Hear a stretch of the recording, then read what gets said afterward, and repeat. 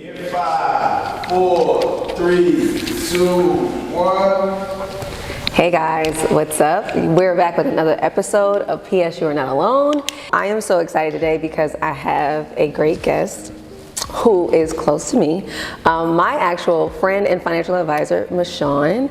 And Mshon and I go way back. A good 10, A good 10 years. A good 10, 15. And Mshon has really saved me in terms of understanding my finances and not feeling alone in my walk and journey of being better with managing my finances. I've talked several times about how I've gone through bankruptcy, and I filed bankruptcy, and immediately when I got a job and was able to have income and try to understand 401k and how to save, how to really build up my understanding and knowledge of investment and savings, I went to Mshon. And so one, I want to just thank you for being here. Two, I wanted you to give an introduction of yourself and who you are, and why you're passionate about what you do. Excellent. So first of all, I don't know if I can take all that credit. What? Because I think one of the things that make my job a lot easier is I have the opportunity to meet a lot of incredible people that are super hardworking, they're high trust, they don't let life put them back. Yeah. And as I think about you, you're super high trust, you're super hardworking, and you've never let life set you back.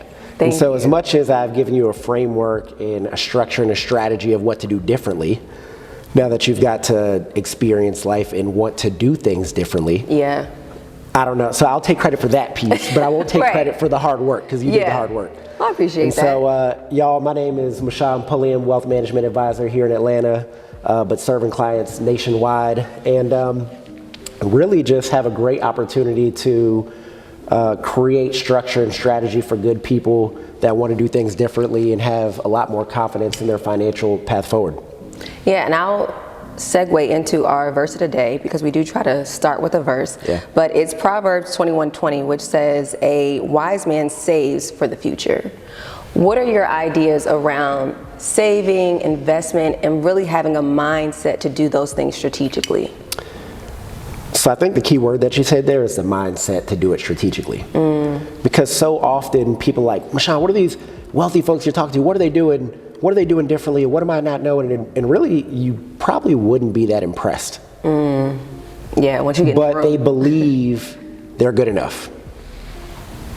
They believe they're worthy of making $500,000, $600,000, $800,000 a year. They believe their business is going to get to 100 employees, and right now they have 6. So I think the mindset is really the biggest piece of seeing how people elevate over time. That's interesting that you say the mindset, because one thing that I think you taught me overall, I know you said you don't like to take all the credit, but you put my finances on paper. Like the way that you do it, we do our consultations, and I know how to deliver information to you about my story financially and where I am, so that you can kind of put it in a portfolio. And you do this thing where you kind of highlight things as green if we're good, yellow if we're in progress or we still need to work on some things, and then red if it's like, okay, now you need to start thinking about think about things differently for the new year or the next quarter. How, in your perspective, has that helped your clients? I would say it really just gave them a framework and a vision for how all of these seemingly different aspects come together. So hopefully I can share with the group just this image that I use with a lot of the people that I work with, whether you're making $1 million, whether you're a recent graduate making your $80,000 first job. But really what this image shows is where you would start as a great foundation and then where you would go for more wealth accumulation growth. And so the bottom, the base aspect of this picture shows, hey, do we have a will and trust, or do we even need one? Yeah. So a lot of times if you're married, you own property, you have some kids, usually those are triggers that you might need a will and trust. A lot of the clients that we're working with, they're great family people. They own some real estate, and so that may be something that's important to them. From there, how do you have a great emergency savings? Like, so many people come to me, they're like, Mshon, I got $60,000, I want to put in the market. It's like, all right, cool, tell me more. but I spend $10,000 a month. All right, cool. So that's a great emergency savings you Right, should that's have. 6 months. There's your 3 to 6 months or so, and I'm just generally speaking. Some folks, I work with some actors, and they may do a movie, and they may not shoot anything for a year, so maybe they need more like a year's worth of cash. But just generally speaking, having a great emergency savings so that if you ever weren't working, you can live your lifestyle for some period of time. From there, just debt management. Yeah. Right now, you got cars, you got student loans. Joe Biden came through for a couple of folks, so that's been Not actually, everybody, I don't know, that's been Joe. incredible to see. Actually, I know people who've gotten $150,000 of student loans wiped out, but the question becomes, now what? What do you do with that money? You're paying $1,000 a month. Now, where do you repurpose that cash? So just debt strategies. Credit cards are really hurting people, just with the interest rates. And then the second piece of this house really illustrates the insurance side of planning and how do you leverage, group benefits if you work somewhere. If you're a business owner, how do you structure them yourself through protecting your income, through life insurance, through long-term care if your parents are getting older. So those are I would say, like the foundational pieces. Okay. And when we started, it was, hey, I'm taking care of family. Hey, my brother's important to me. Hey, my mom and my dad are really close with me. So you are the engine behind the family. And so we started there. And now, 5 years later, you're an incredible business owner. Big I'm boss. like, you're the big boss. But it's like, hey, where do we now start to grow and store cash? Is it real estate? Is it the market? Is it buying other businesses? And how do you start to grow cash in a way that's tax advantage and also, liquid, and maybe you don't need it for a couple of years. So each aspect of where you can put money has I would say, strategic role in your wealth picture. So you've done a great job from where do I start after bankruptcy and rebuilding to like, hey, Mshon, now I can save. We won't put all your stuff. I got a meaningful amount of cash to the side, and where should I be putting it? Where should we be putting it? Where should we be putting it? And I think knowing that, and having you, I consider you a part of my team, right? In terms of like when I think about in life, the people that are behind me that are helping me get to the next level, I'm always thinking of like, okay, if I change something with my finances, I make a mental note and or write it down to say, hey, Mshon, we got to have another conversation, because one change could change how we've been doing things and what it looks like. When we sat down, I think it was last year, and I was trying to get everything together to save for the house. I had to put like $40,000 down for a house, and you were like, we might not be able to do this year. We might have to do it next year or 2 years from now. And that kind of gave me the fuel. I was like, no, we about to do it. We about to do this. She did it this year too. And I did it that year. Yeah. But it's helpful to have someone give you the, hey, this could happen depending on X, Y, and Z. And if you move this here and do that there, if we change up this, yeah, we could do it. But being realistic of where you are, we have to consider these things. Mm-hmm. So what does it look like for you in terms of what your clients say they need the help with the most, or where you think the best first step is in terms of working with a financial advisor in the best way? So a couple first steps. Number one, know what you have. Ooh. Because so often, I ask, hey, what are your expenses a month? And people have no idea. And so people come to me and say, hey, I want to invest. All right, cool. Maybe. Let's talk through it. But one of the things that you mentioned that I think is important is, hey, Mshon, I had this written down. Most people don't even have it written down. Right. You have to know look, the theme of wealth building is very simple. You have got to spend less than you make. And so if you don't know, most people know what they make, but most people don't know what they're spending. And so once you can articulate what you're spending, and then you can say, hey, I make $10,000, but I'm spending $6,000, and what should I be doing with $4,000? That's an important data point to know. Yeah. And then you overlay that with, hey, what's important to me? Hey, I want to I'll use myself for example. I want to have a house that's paid off by the time I'm 40. I want to be able to send my son Deuce to private school with no student loans. And if he doesn't go to school, hey, here's $200,000 that you can start a business with. I want me and my wife to be able to retire and my son never to have to take care of us in retirement, which right now, from our parents' perspective, we are taking care of our parents and grandma. And it's a beautiful aspect that our family is close enough and financially in position to be able to do that, but it would be awesome if we didn't have to. Yeah. We actually have to. We actually And have so, you know, what can we save? What do we make? What are we spending? What is important to us, and what are some goals in our words, not what Instagram is telling us we should do? You know, there's women I'm talking to who don't want to be married. Yes. Who don't want to have kids. Hey, guess what? That's okay. So what does this look like when you're 75, and how do you make sure you still live the great life you want to? We can plan for that. Right. And so, you know, there's no right or wrong way to do it, I would say. You know, I just had a person ask me, hey, somebody told me I should go buy real estate. That's the way to do it. Maybe. Some people say, hey, I should go put all this money in the market. Maybe. What's your know your situation? Know your situation. And I think that's what you taught me. Like, I have an extensive Excel spreadsheet, actually a Google sheet. I can share it with everybody here, just like a template. But I know, like, credit cards.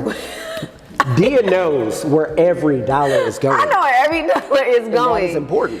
And to the point where now sometimes I look at my financial spreadsheet every month, but I could be in Target and know, okay, I can only spend this much in my head because I'm in a rhythm now, and I know like how much is going where and when I can spend. So I think one, having a spreadsheet is important. Also knowing what principles you stand on. So for me financially, I do look at things in the Bible and principles in the Bible, such as taking care of your mother and your father. A lot of people might say, well, you got your parents a house and a car, you did this, you did that. It wasn't just out of like, oh, these are just nice things. I'm like, this is what I made money for. I made money knowing that I wanted to make sure my family was good. We had a family home. We had a family car. I can pay it off in a certain amount of time. I have this amount of interest. And when you work in that framework, I think it is helpful. But I also, again, having you on my team, sometimes when I'm spending, I'm like, now, if I could have talked to Mshon about this, I gotta think about this twice. Now, when I do my quarterly review and I tell him I done dropped 10 stacks on X, Y, and Z, I think about it differently. Because I can, now Mshon turned his camera on for these calls, okay? So to see his face be like, you owe how much in taxes? You what we finna do? Okay, so we can't do this like we that. We're just at the beach. Right, and so when you work off of those principles, that's why when I started working with you, life insurance became so important to me. I want my family to be taken care of. I want my mom to be taken care of. When you were telling me about how certain things of how I set up stuff with my life insurance with my family, EJ is able to pull from that, and it's actually an investment tool. How can people leverage life insurance and look at it differently as something to invest in for their family?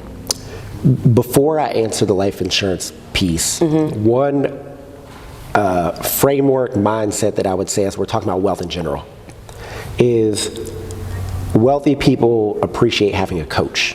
And a lot of what you just described is you don't want to come when we're getting together on the quarter and be like, my coach is about to tell me I'm tripping. Right. Like most people go to the gym, know they need to go to the gym, but they need a trainer as an accountability partner. So I think a lot of the role outside of the strategy, the structure, all this cool talk is just having somebody that I'm not missing our meeting.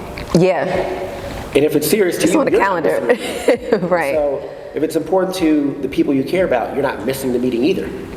Because if I was having a birthday party, you wouldn't miss that. Yeah. These folks are all there. When I say I'm having a cookout, everybody all there. These folks are there. Right. So we're not missing this, y'all. Right. And so that'd be one. Wealthy people, what I've come to gather, they appreciate having a coach and someone to lead them through these decisions and an accountability partner. But to go to your life insurance component, like, it's a big deal, and I think we're skipping it. And it's not the sexy talk, it's not investing, it's not real estate, it's not buying businesses, but it is essential. Yeah. If you look at what has created the most millionaires in the United States, it's business ownership, it's real estate, it's life insurance. Like, look that up. Yeah. It's business ownership, it's real estate, it's life insurance. There's a great book called What Would the Rockefellers Do, and it really outlines how they really because they did it great. Their wealth. Yeah. And you know, if you're healthy enough to get it, it's really important. I do a lot of kids policies. A lot of the clients I have young children.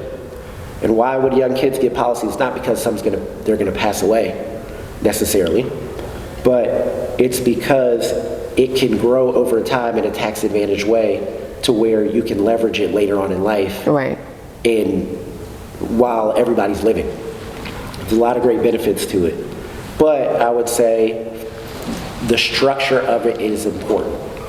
And so you hear about term, you hear about permanent, but at the end of the day, get something while you're in great health, while you're in young age. Because I've never had somebody that was older that said, I wish I had less.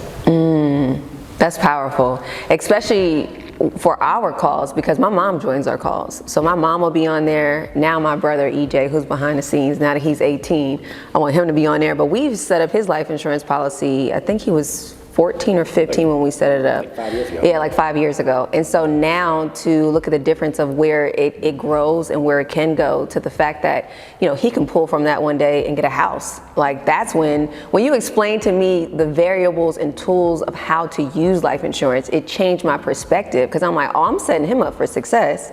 And he doesn't even have to do anything. He just kind of is living his life. So that is what changed for me. So that's why I think it's so important for people to look at life insurance differently, because if you're looking at it as money today versus money in the future, you got to make money for today, yes, but also be making money for tomorrow. And I think that's the important fact that you taught me as well. Well, I would say the strategic role of life insurance in your overall plan was important.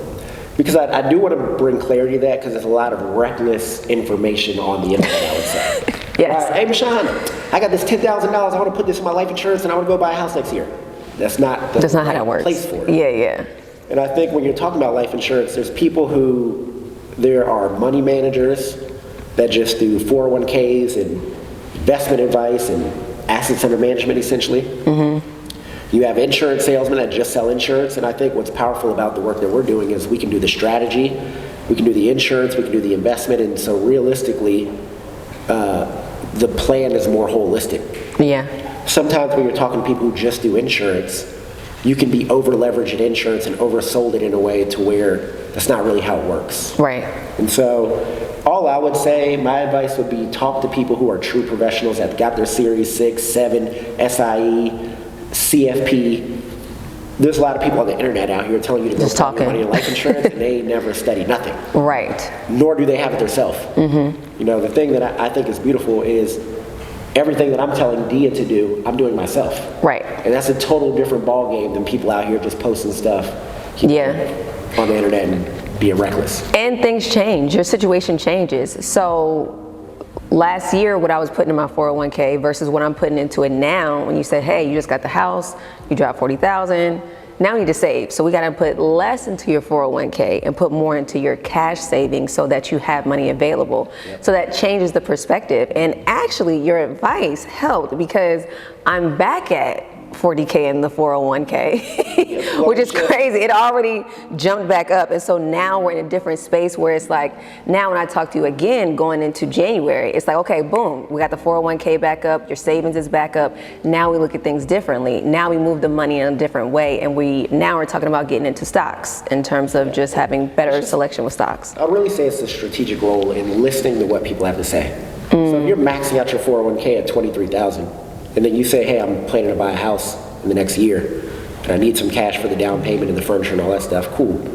It's okay to back that down from the 23 if you need that capital to be more liquid in the next 6 to 12 months. That's what you did. Right. As soon as the house is done, all right, cool, boom, we're back up. So it's like you have these levers, you have these pressure relief valves, but your whole plan needs to be working from the context of what's important to you over time. What do you say is the biggest concern for your clients right now, this year for 2024? What has been the thing that maybe the pattern or trend that you've heard consecutively across your clients? I think with the election coming on, a lot of people are worried, like, what's Trump going to do? What are the Republicans going to do? And it's like, yeah, we're not planning for right now. Yeah. We keep a good amount of cash to where if folks want to go crazy, we could take a step back. Whatever that sleep well at night amount is, have a great sleep well at night amount. Yeah. I sleep good. It's a different ball game. I'm gonna go sit in Tyrone, Georgia for a full year, and I'm gonna go fishing every day, and I'll wait till y'all figure that out, and I'll reimburse. Exactly. But it's like, so many people are like, look, all of this stuff does this. And we're not trying to beat the market, we're not trying to guess and whatever, we're playing a long-term game here. And if you play in a long-term game, you're not trying to like pick if GameStop's going to go up or go down. Like, that's gambling. Right. We're real investors. We're in the long game. So the most of the folks don't need this money for like, when you gave the example of, hey, I put this money for my brother in a permanent life insurance that has uniquely designed cash value structure, you were like, I don't need this money for 10 years. I don't need this money until he's 20. Right. Boom, boom. Yeah. You know, and so with a lot of this stuff, when do you want to access the money is the question. Right. So if you need the money within 0 to 2 years, I would recommend you probably leave it in cash. If you want to buy a house, if you want to buy a car, anything, big purchase in a 2-year window, cash. Don't put it in the market, because the last thing you want to do is see your house down payment drop 30% because COVID hit and we didn't plan. Don't put it in the market. Market is kind of your 2 to 5 year window. Your permanent life insurance, your real estate is more of your 8 to 10 year window. And then your SEP IRA, 401k, Roth, all that stuff is your later down the line bucket. Where you don't have access to it till you're 59 and a half. Yeah, and I'm always amazed at how you break it down, because to me, you make it relatable, you make it like I can understand the information, so I think that's the benefit of having you. But what I want to do is make sure that other people have the accessibility to you as well. So how can people get in contact with you and or become one of your clients? So I would say, if Dia don't stand for you, we're not talking. I mean, at this point, man, it's more of a calling than a job. Yes. Like, if you're serious about wanting to learn, wanting to do something different, everybody has my cell phone number. Facts. 404-918-7983. Had the same number for 15 years. Definitely. Every client I have comes through a great relationship, a great existing client. And so if Dia says you're a great person, or if you're watching this, obviously, and you've watched it for this long, you're different. Yeah. You're different. You're different. And if you're here watching this and you come through Dia, you probably, I'll just say you're different. And I'll leave it at that. And the people that I want to meet are Ferraris. I love that. They're Ferraris. Am I a Ferrari? You're a Ferrari. Oh, I love that, man. I loved it. So what does a Ferrari mean? So like a Ferrari to me means like, it represents excellence. It represents high trust. It represents just like the epitome of working hard. Beautiful design. So if there are people out there that super busy, making great money, don't really know what to do, love to be a resource for them. If you're a good friend of Dia, you good with me. Well, I love that, and I'm excited because we have decided to have you on for more episodes to where we get down to what financial advisory really means in terms of from a client perspective. So how I come to our conversations with understanding where I'm at with my credit card debt or revolving debt, where I'm at with what I owe, where I'm at with like housing, 401k, incomes, expenses, and all those things help you narrate and tell a better story in what I'm trying to get to. So we're gonna have mid quarterly reviews and then quarterly reviews, because I want people to see the numbers, and now I don't want y'all to know all my business, but I do want it to not be just like something fuzzy we're throwing out there. But let's get to the real numbers and what's really happening and watch it go from where I start in January of 2025 to the end of 2025 and how my finances have grown, so people get a different level of impact. I want them to see January 2025 episode and then the December 2025 episode and be like, oh no, they wasn't playing. Gotcha. They were what was fun, if we fast forward a year from now, what made our conversation today a success? Yes. So like what would be the thing, like, we're doing this? What would be success? I always say, Puri and I, my co-host, we always say that even if it impacts one person, it's helpful.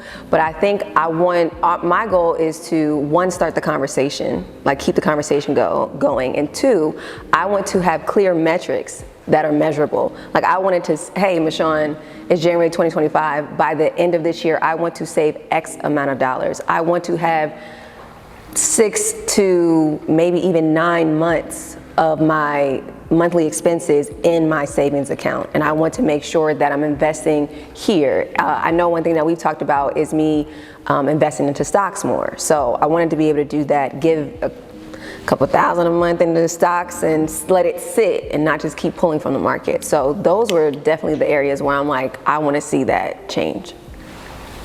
So now I've said it. Now I've said it. Now I put it out there. Well, one, I want to thank you guys for joining and tuning in. Like Mshon said, if you've sat through this, you're already different. One of the books that we did talk about is, we said The Psychology of Money was an important book to reference. We'll link that below. We usually close out in our prayer, but we're going to do that a little bit later. But I want to thank everyone for being here, for joining, and stay tuned for more with Mshon. We did that. We did that. Pre-watch. You had VIP access. It was really good. And I think the most helpful part for me too is hearing that I am doing some of the things that Mshon was talking about, but I'm not doing all of the things. And it's because, like you said, I don't know. Like the mindset. You guys talked about the mindset. You don't know what you don't know. I don't know. And I'm not really having those conversations because I'm not really in the group or the group of people that are talking like y'all are talking. So I'm really excited to see what Mshon's gonna do for our community, for myself. And I think the next time he comes on, I want to interview him so I can be like, so let me just tell you about my life. Let me tell you where I'm at. If you wanna. I got two of them. Exactly, I got two. So no, that's one thing that I like to highlight about that episode is when you have someone like Mshon who is coaching you through your finances, it's a different perspective of how you look at money, how you understand money, and then how you spend money. And so it's a blessing to be able to go to sleep at night and be like, whew, everything is on auto pay. That was probably like my biggest goal. I was like, I want everything on auto pay. After bankruptcy, I was like, I don't want to make payment arrangements no more. I don't want to have to be worried about all these things, and I want to set my family up for success. So that framework of those conversations really helps you do that in a way to where you know what you're doing. So I think that's why our conversation with Mshon just went so well, because I mean, if you can't be cool with the person that know your finances, baby, then I don't know. I don't know. It's a private thing. So to be vulnerable, I have to be vulnerable with him and say like, hey, I just dropped this X amount of money. I'll even say like a car broke down. I had to go get a car for my family, or I had to do this. He knows the stories, and he's not coming from a perspective of like, well, why'd you do that? Or there's no judgment. It's just like, all right, I don't know if that was the best move. We could have done that differently, or how do we prepare for the future better based off of your current situation?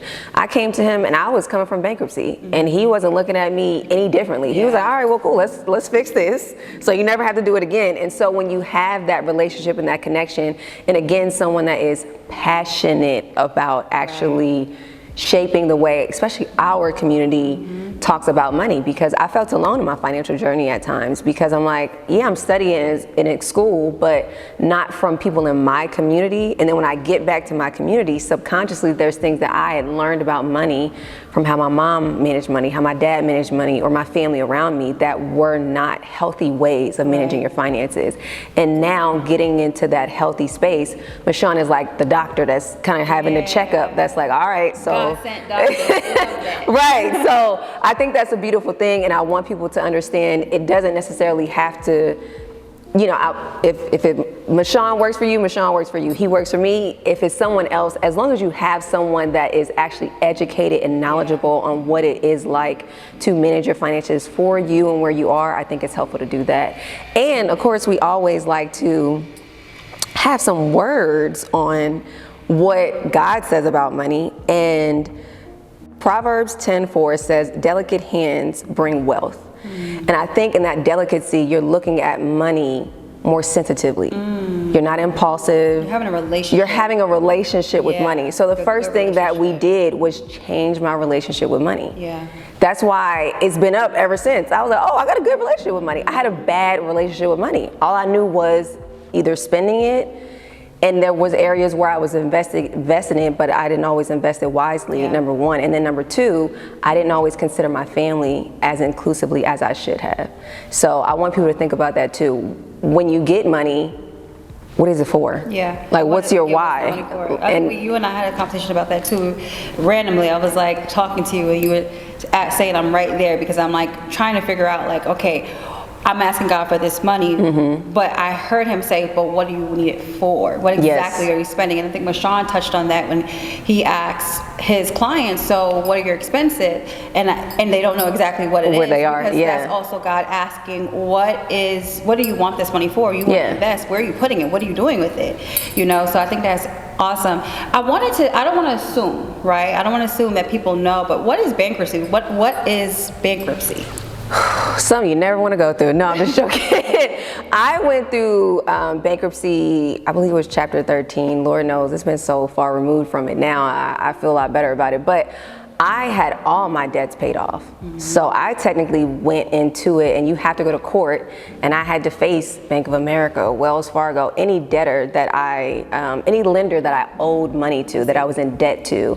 You have to go to court, and you're basically in court with them to go, and you're pretty much dissolving what you owe. They're counting it as a loss. If you look at it from a profit and loss perspective or P&L, that company is counting you and whatever you owed as a loss. Gotcha. And so that goes on your credit. It looks very bad on your credit. Life after bankruptcy, even just, I would say, after filing, immediately 1 month later, my life looked totally different, because now I was looking at money totally different. You have to go through a class that teaches you about bankruptcy, about managing your finances, things that I was like, I could have used this before bankruptcy. Right, Where's this class at before then? So I think those are the important things that I feel like people should consider, and we can dive more into bankruptcy. And I want to make sure that, one, I'm also educating people to prevent them from having to file. Sure. And if they do file, they don't feel like they have to do it alone. So I think those are important things too. Absolutely. And we're going to close out with our prayer. So everyone, as Pari says, bow your heads. Bow your heads and close your eyes. Bow your heads and close your eyes, okay? Dear God, we know that you are the source of all healing, because you are the ultimate healer. Open our hearts, minds, and soul to experience your love and abundance without the limitations of doubt, fear, or shame. You said that when 2 or more are gathered together in your name, you are among us. And Lord, we come together to let every soul listening and watching know that they are not alone, we are not alone, and you are not alone. Awesome. Yeah, girl. We did that. That was good.